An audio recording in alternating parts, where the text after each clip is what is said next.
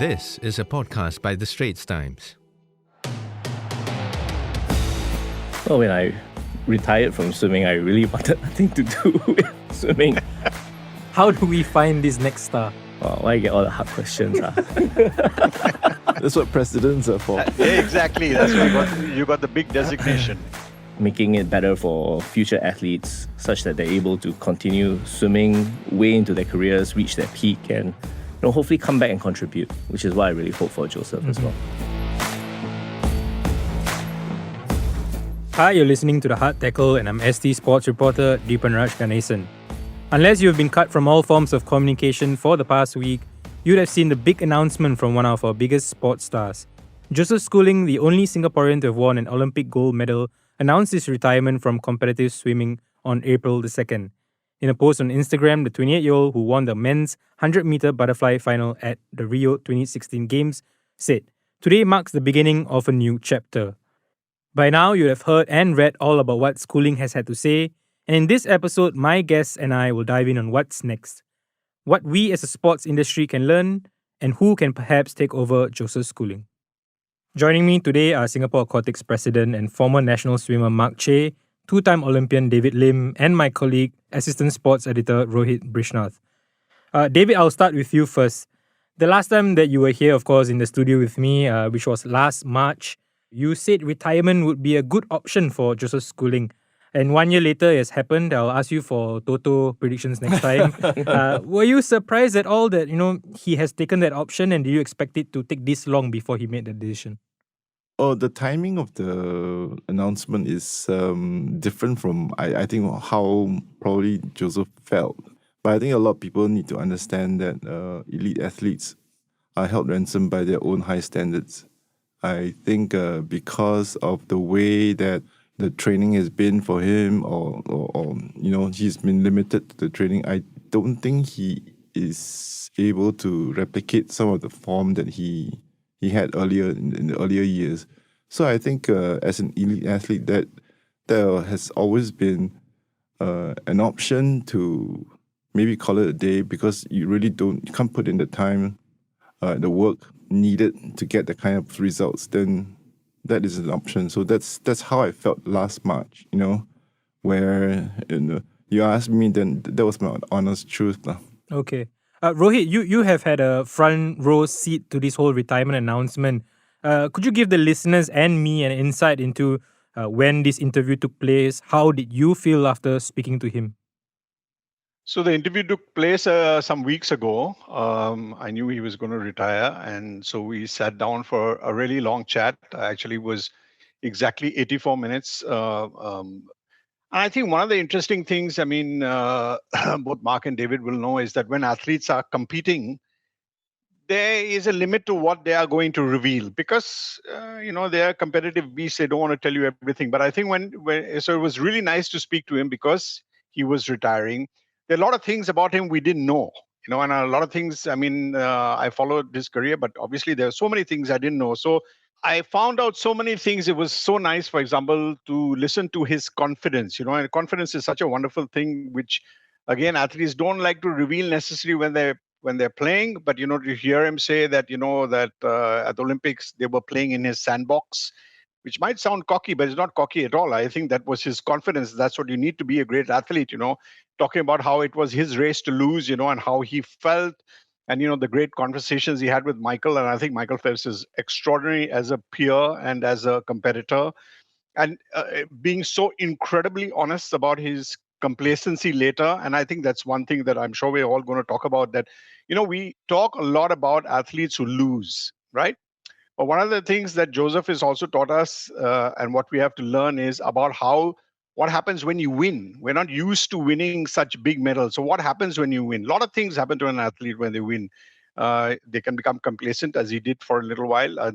Some athletes become depressed. Some athletes feel, okay, my whole life I've chased something, and at 21 years old, I've got it. Now what do I do? How do you reset? So I think he gave me what I always want from athletes. I want insight into their brains, into what compels them, what moves them, what they fear. And so, talking to him was, as it always is when talking to athletes, it was an education. All right, Rohit, you touched on several themes there, and I think it's something that we'll go into and talk about. But very quickly, I just want to also find out emotionally where were you, because I looked back at in terms of the old articles, and even when Joseph was very young, you had written some stuff about him, about his parents. So to follow through that journey, and then now to see that journey, and at least as a swimmer, have you had time to reflect on that and how you feel about that? Yeah, I mean, I always feel privileged, to watch athletes, because I watch a lot of athletes at practice, and I know what they go through and how much, which most people I think don't see, and I think I wish people knew how hard athletes work, often for very little reward. We tend to focus only on failure, but actually athletes work so incredibly hard. So for me, this journey was amazing. I mean, I think I wrote in my column that basically he took us to places that we have never been before as people in Singapore, and that is an extraordinary thing to be part of.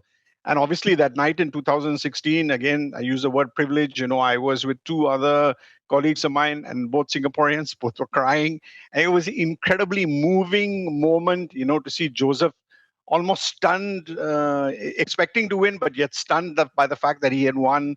Watching Michael Phelps praise him, and then going through all the ups and downs. I think you have to feel a certain.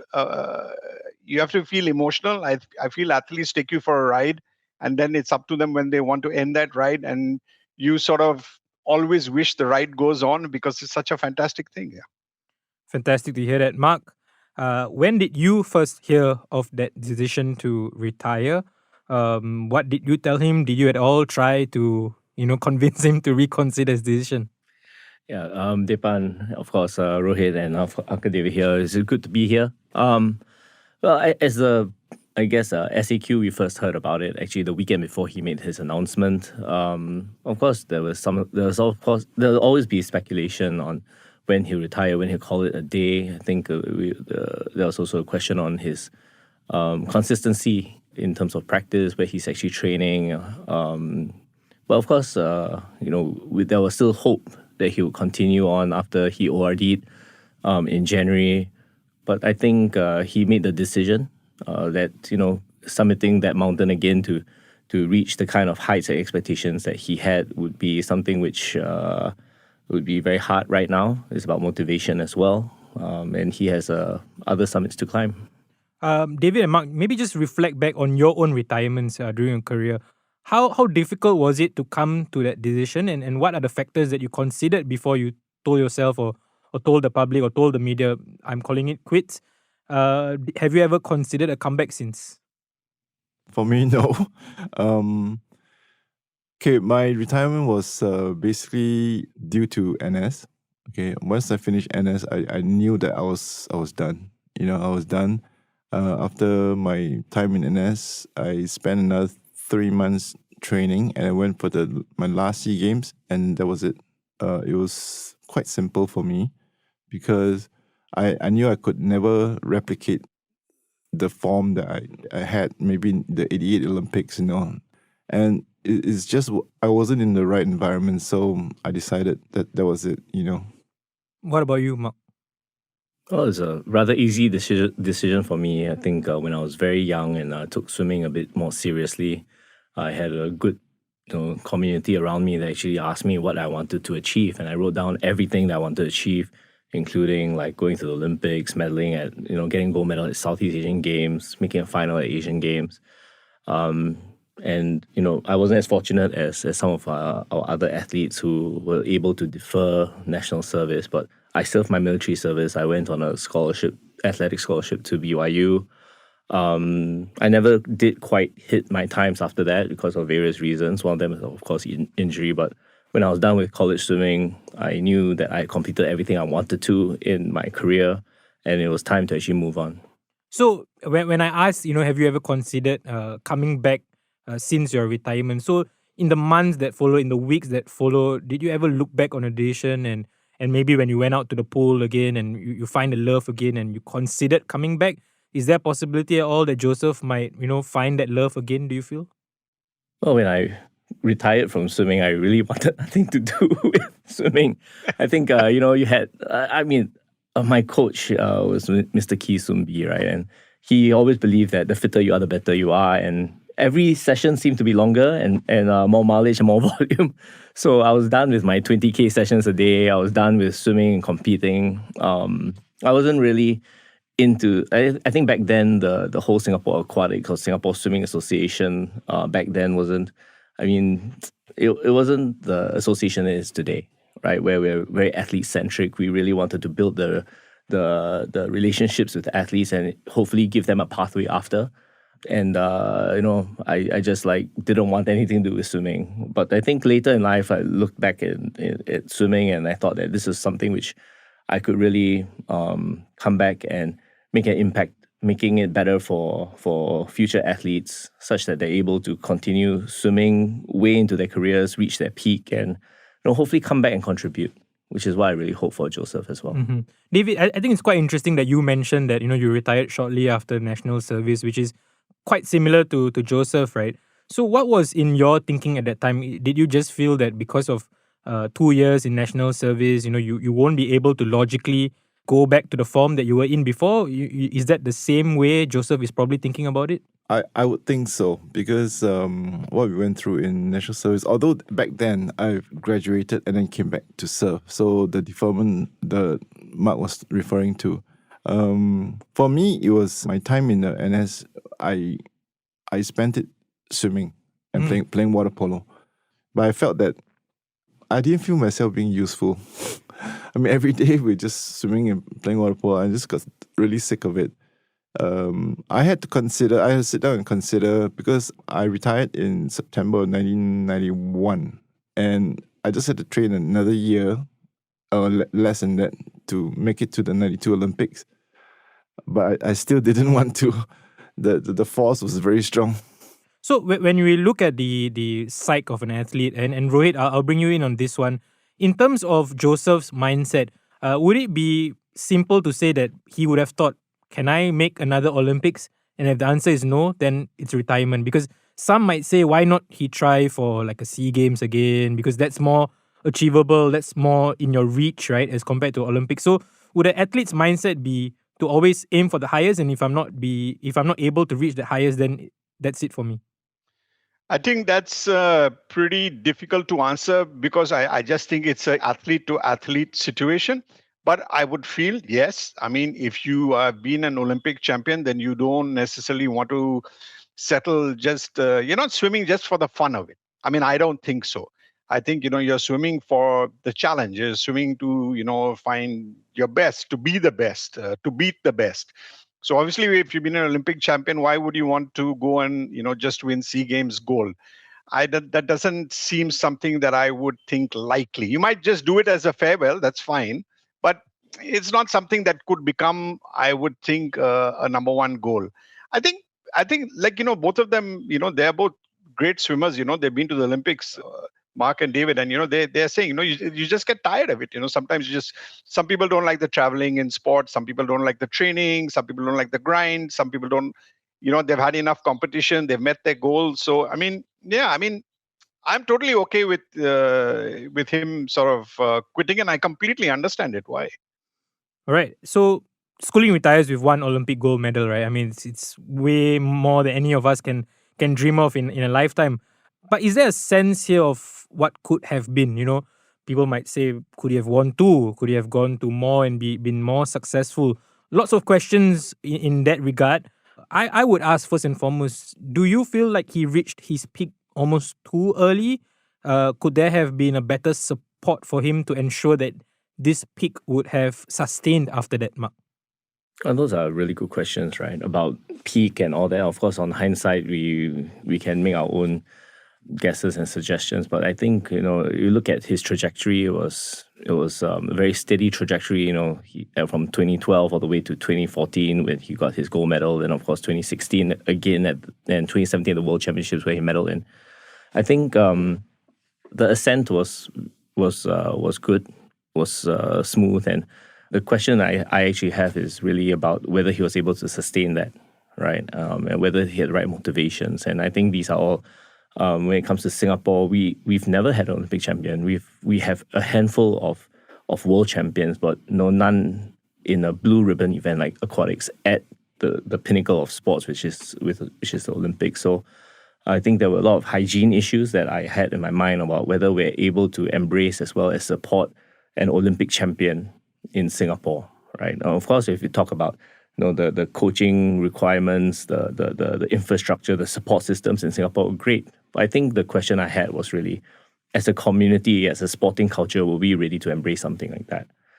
Which is probably why Joseph, post 2016, when he got his second deferment, decided to go back to the US to train because, it was a more conducive environment for him, less distractions, and probably, better sparring partners as well. David, quick question to you. In the same things that we're talking about here, do you feel that as a system in Singapore, do you feel we let him down? Do you feel that, we could have done more as a Singapore sports system to bring out even more from Joseph Schooling? I think to a certain extent, yes. I think like what Mark said, we've never experienced an Olympic gold medalist, and I don't think we were prepared in any way to support him, to sustain his form. I think there was a little bit of a chaotic period after he came back, and nobody was taking charge. Nobody's trying to look, what about 2020? That kind of thing. No one was sitting down. So I think we spoke a bit about this last March. I think the support could have been much better. At least keep him focused and sustain another 4 years. So what lessons can we then draw from this? I mean, obviously now this has happened. We can't go back in time to change the kind of support that he received, right? Mm-hmm. What could we have done better, and what should we be doing better as a aquatics community or as a sports community? I think very broadly, we had our first Olympic champion. We understand what it is. And I think to give credit to the Ministry of Culture, Community and Youth, as well as Sport SG, there are the sports scientists there who have learned from this as well, supporting him in terms of getting the right expertise into Singapore, as well as grooming the right expertise within our Singaporeans in fields like nutrition, psychology, sleep, biomechanics, right? I think we have what it takes, and I think across the different boards, the sports, we see success there, right? In bowling, in badminton, in table tennis. I think from a Singapore aquatics perspective, we're learning how do we help athletes as well in terms of managing their workloads. And I think together with the SPEC scholarship, I think giving them the appropriate level of competition, competing at the world levels, sending them to camps so that they're able to really concentrate right before the major games.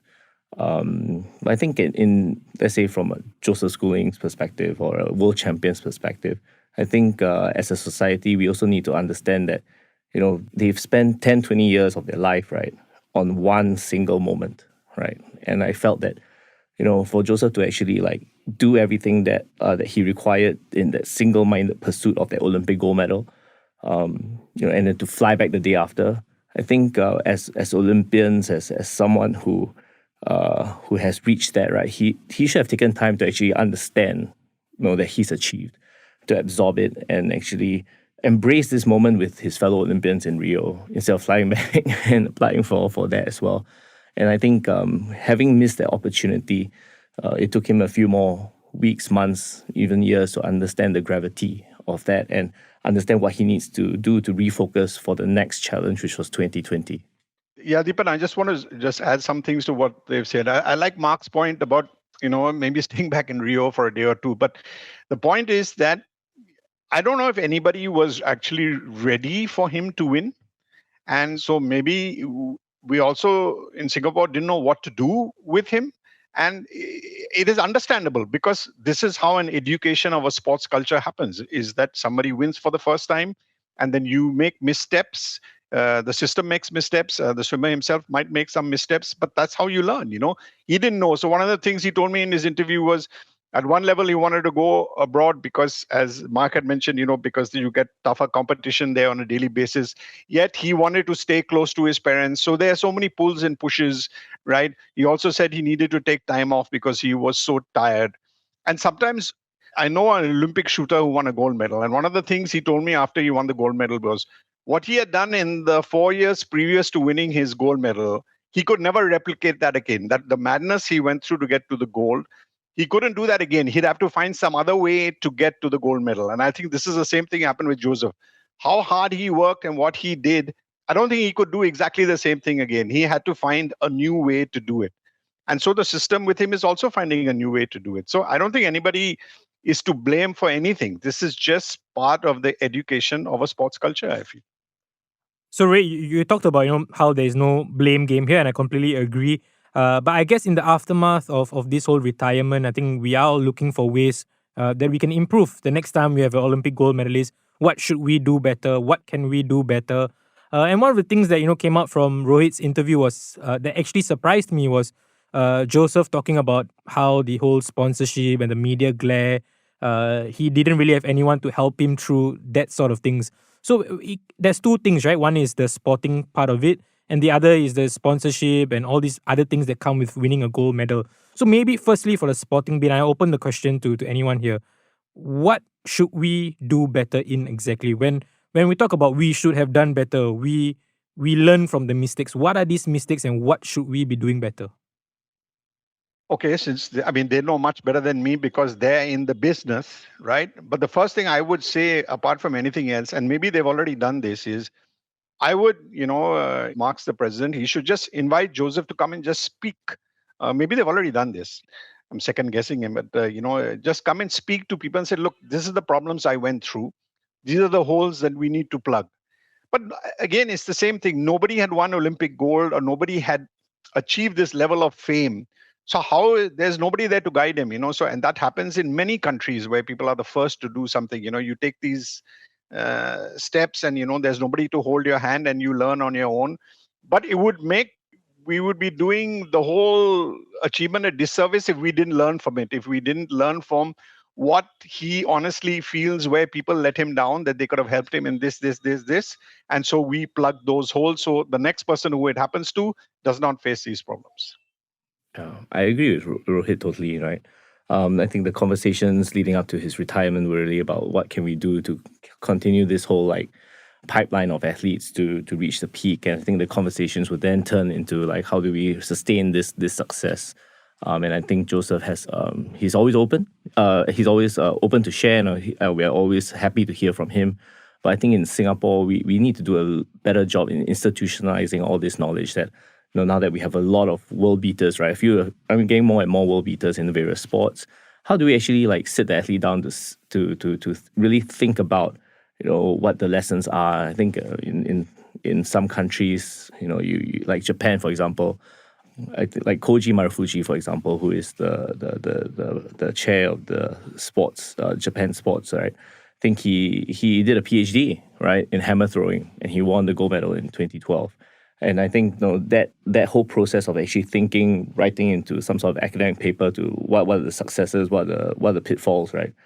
That's always going to be part of the knowledge sphere from now on. And end of the year we have a arts university coming up. I don't see why we shouldn't have a sports university where top athletes are able to then continue on with their sports and actually think and reflect. This is all part of this whole process while attaining some sort of academic recognition. I think that's one thing that we do. Secondly, I don't think we've done a really good job in distilling what it actually meant for him to ascend. I think to just now, I think Rohit alluded to this as well. When you're ascending as a teenager, right, and peaking at 21, your journey and what you've done in the past is actually going to be very different from when you're in your 20s. Right? The kind of training that you're going to be doing, the kind of, I wouldn't say distractions, but priorities that you have is going to be very different as well. So I think we could do a better job in taking into account, doing a stock take about what the different lessons are. I think one message actually really got lost was this whole story about the success story of Joseph is also the success story of May and Colin Schooling, right? And how they've supported him. And, through my course, of in swimming since 2016, I come across a lot of parents and they think, as long as they can be a chauffeur, they can drop their kids off at swimming lessons, that's the recipe to success, right? But it's not, because what I feel has not come out in terms of messaging and message receiving in the community is that May and Colin were scholars of the sport. They not only just picked that kid up and dropped him off at the pool, but they also motivated him. They made sure that had the right nutrition. They curated, what he needed to succeed. And we need to do a better job in doing that. That parents really have to take an active role in if they want their kid to be world champions, world beaters, right, and succeed in the sport, and not outsource parenting to the coaches, because the coaches, their focus is really just what's at the pool. How do I motivate them? How do I inculcate the values and skills in order to win? But the parents need to have that sustained messaging and sustained motivation at home as well. Rohit, I believe you had a question for David and Mark. So I wasn't reading a question. I was just saying that I really agree with what Mark said, because I feel the role of parents, and he was talking about Colin and May, and I remember the last time I met Colin when he was not well at all. That was the last time I saw him. And still, the only thing he could talk about to me was the position of Joseph's body in the water and how it had changed and how he could become faster again. And he was studying and he was reading. And I thought, wow, this is fantastic. I mean, it's just not love for a child. It is that how can I help my child in whatever way? And I thought that was a wonderful thing. My question for both of them is that, and this is a bit of a catch-22 for Singapore swimming, is that I think Singapore swimming has really good people. It has very good coaches. I think there's a lot of commitment. I've been to so many practices. They all work hard. The thing is that what Joseph said, which is pretty obvious thing, is that, you go to America, you are training with the world's best, and that, of course, naturally makes you faster. How do we overcome this disadvantage? Do I go? Yeah, you go lah. Okay. USAQ president. Yeah, Rohit, that's a really good question. In Singapore Aquatics, we're bringing the right people. We're also grooming the right people to take over and have that sustained interest. In the US, it is a model. It's one of the great models, right? And I think Joe had the great opportunity to be able to spar on a daily basis with the world's best, as well as compete with the world's best, because he was in the right programs, right? I think going to the US is not a silver bullet. You really have to do what May and Colin and Joe had done, study every single program to be able to understand that this is the right program for them, right? And, for every one great program, there could be like 50 programs that really are not great. But I think from Singapore Aquatics perspective, we're looking and studying the different models, whether it's from Australia, the UK, Canada, or the US. But we're doing the right thing for our own systems here in Singapore, because the culture as well as the circumstances for our athletes to be able to, in Singapore, to be able to go and be world beaters, it's vastly different from every other system out there. So we're trying our best, Rohit. No, I don't doubt that at all. I feel bad for you, because, we have such a small pool of swimmers, and, we have all these inherent disadvantages. So we have to be, I guess, very nimble in the way we try to take on the world. So, that was not an accusation at all. It was, I really know it's a really tough challenge. Yeah, thanks. David, if you could wrap up in terms of like what you feel are the lessons we should all learn going forward, what would it be? One of the biggest lessons that we can take away from this is from Colin and May. I think they've given us a blueprint of what it takes to be Olympic champion. And then we need to go through this blueprint and look, what can we do? What can we replicate? And if not, then where can we do it? How can we do it? I think this is a success story. I think we need to just study it and see whether we can do it here or not. We've got to go somewhere else and do it. Otherwise, we're going to be hard to find our next Olympic gold medalist from swimming. Perfect segue for my next question then is, people now will ask, right? Will we have a next schooling? Who is the next Singapore swimming star for us to, take this forward? And I've got to ask you that, Mark. What's next for us? How do we find this next star? Oh, why you get all the hard questions? That's what presidents are for. Yeah, exactly. That's why you got the big designation. Yeah. Well, I think Joseph is a generational athlete. A lot of things had to be aligned in order for him to win, right? But I think in that win we can celebrate what we've done very, very well. In the past we've had a pipeline of athletes that are, I wouldn't say world beaters, but they're amongst the world best. I mean, before Joseph there was Tao Li, right? Before Tao Li there was Jocelyn, and before Jocelyn you had David and Peng Xiong and Tsuto Kokman and Neo Chi Kok, and the list goes on, right? So we will always have contenders out there, right? But the question is really, are the contenders that we have that make the finals or the semi-finals, are they going to win? And that is something that no one actually has an answer to, because there's so many different factors out there. But I can tell you the pipeline is strong in Singapore Aquatics. We'll have people, and I think the last World Championships, we made a number of semi-finals. Our relay barely missed the finals. The 4x1 medley relay women barely missed the finals by 0.2, right? And at the World Championships, and Letitia, she made 4 semi-finals as well. So we're up there. We'll continue to have a pipeline of people who will be there up there. It's really a matter of what happens on the day itself in order for us to seize the opportunity and have the next Olympic medal. Would the 2025 World Aquatics Championships being held there be the perfect platform for this new star to emerge and show Singapore that, hey, it's not all doom and gloom after schooling. There's still plenty to look forward to? Yeah, I certainly hope so. Not only just a platform for our athletes to show, at home, that we can do it at home in our 5 aquatic sports, but also as a catalyst, to inspire the next generation of world beaters. Not only just our home heroes to be able to inspire our local heroes to inspire locals, but also for our athletes who are already taking up the sports, who are taking up the interest in aquatic sports, to actually look at the world's best and say that, I can one day be up there singing my national anthem at the World Championships or Olympic Games. Perfect. David, coming to you next. Schooling actually refused to blame national service, but I would say surely that must have played a part. I'm not speaking on his behalf. I'm just saying it logically, because it's 2 years of not training as regularly as he would have loved to. It was always going to be hard for him to get back into peak shape. Is there a conversation we should have about athletes, especially at the high performance level, when it comes to national service? Is that a conversation we need to have? I think we've been ding-donging this for a while already. During my time, we allowed deferments. During his time, no. And then now the deferments have, there are really stringent marks that you have to hit before you get deferment. So I think there are things that we can talk about to help the national athletes.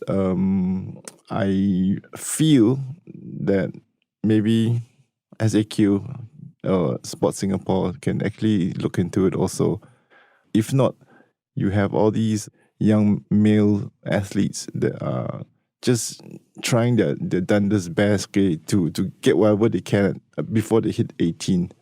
And then by then they'll all be burnt out. That's a huge difference when you say for American or Aussie, they don't have to go through that. They don't have to grind every day before 18. And they just go through the process and develop as they are. But our athletes do face that. So I think we lose a lot from that NS thing.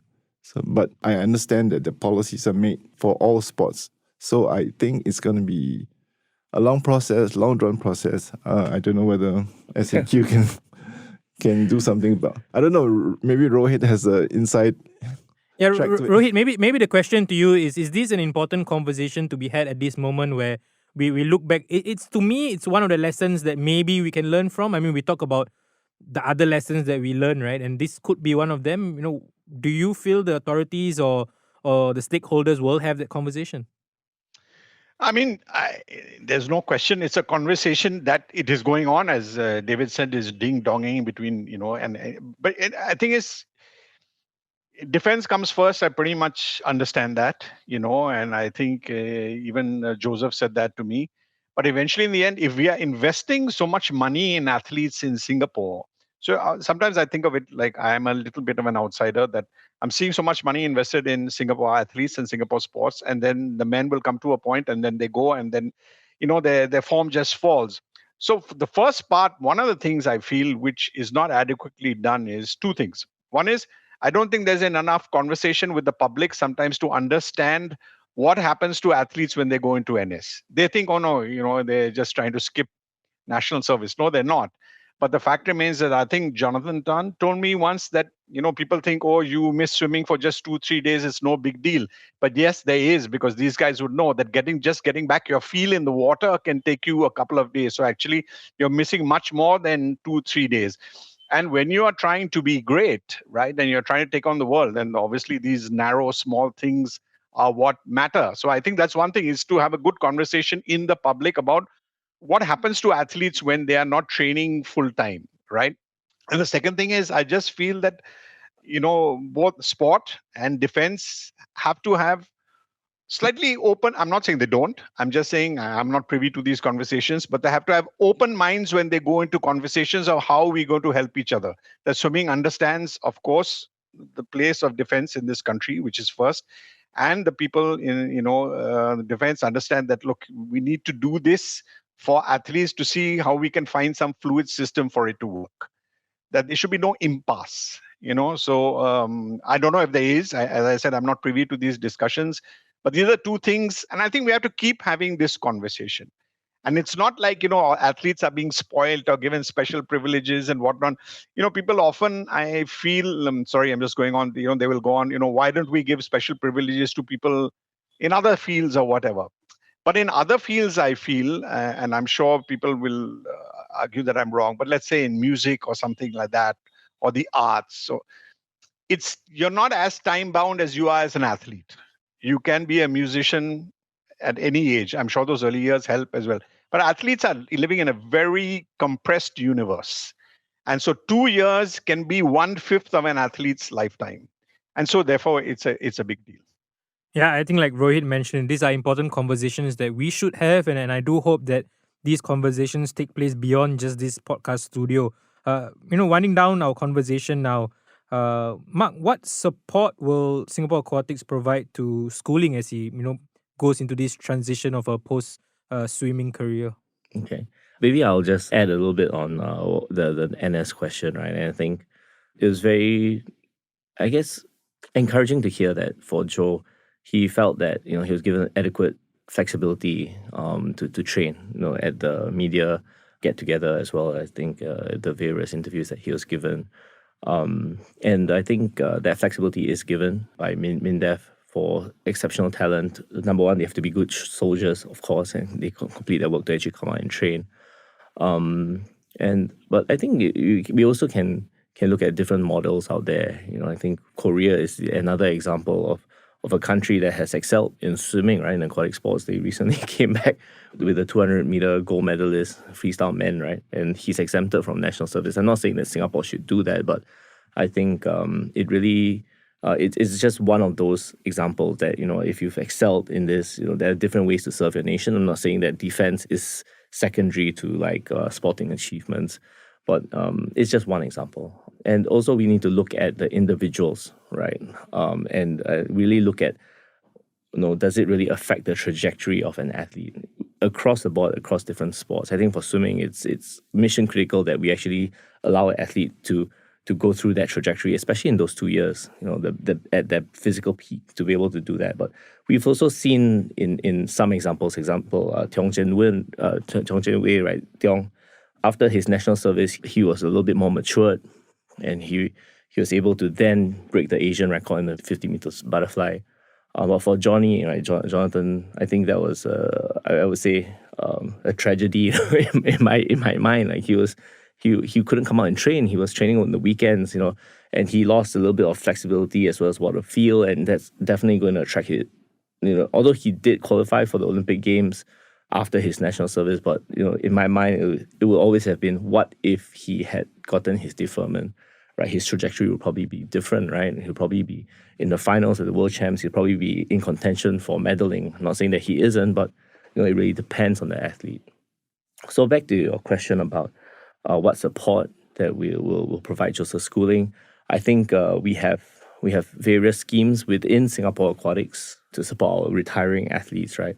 I think we have the SGP fund that will help athletes, go through causes or things that are going to help them transition into their careers. I think some of the athletes at the who were Asian medalists in 2018 have drawn on this fund as well, whether it's to go through causes or help them with their businesses to be able to transition. I think this whole conversation on transition, it's not an academic discussion. It's really more like a fine art on how do we execute. Each athlete is very, very different. So we have that within Singapore Aquatics to help athletes, thankfully, right now. But we'll also have this open channel with Joe. He, through his club, sports schooling, swim schooling, definitely will be part of our ecosystem to help groom and develop athletes his own way through his swim schools. But also the door is open to Joe, right? Whether he wants to come back in a more official basis as an administrator, as someone in our community, to be able to have that strong voice to shape policy, to shape discussions on how we groom athletes at a national level. All right, perfect. Before I let three of you go, my last question is to actually wrap up everything that we've discussed so far, and I guess that question will invite that. Is this, Joseph Schooling has retired at 28.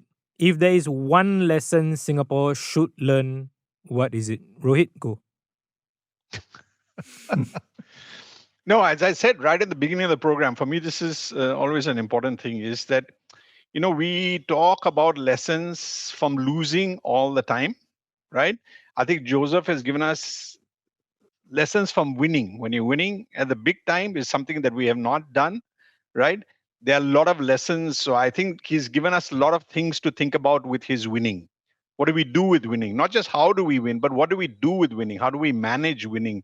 How do we take an athlete to the next step after he's won? So there are a lot of things he's given us to think about, which we had never considered before. All right, Mark.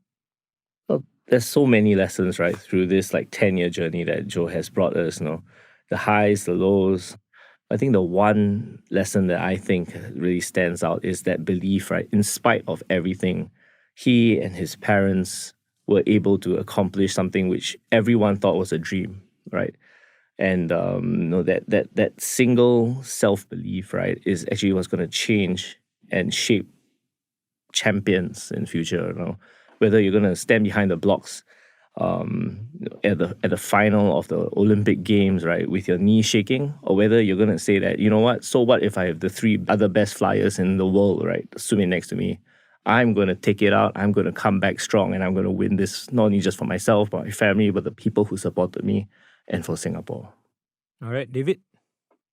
Yeah, there's so many things to take away. I think my message, okay, and maybe not a lesson per se, but I think for Joe, I think he's won the holy grail in sport, because and nobody's going to change that. Wherever he goes into hereafter, I think he'll always be in the history books, and every Singaporean henceforth in history, going to learn about Singapore history, is going to know Joseph Schooling's name.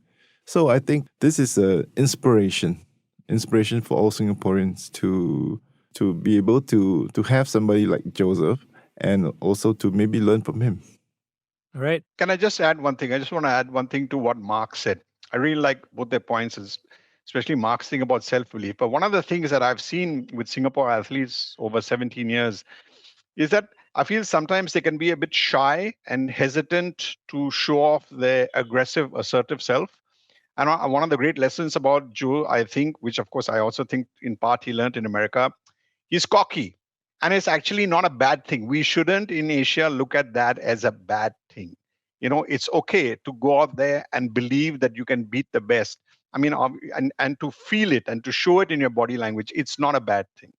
I totally agree. I wouldn't just attribute it to the US system or the system that he grew up in, but also to Uncle Colin and Auntie May, No, yeah. Sure, of course. Colin, yeah, for sure.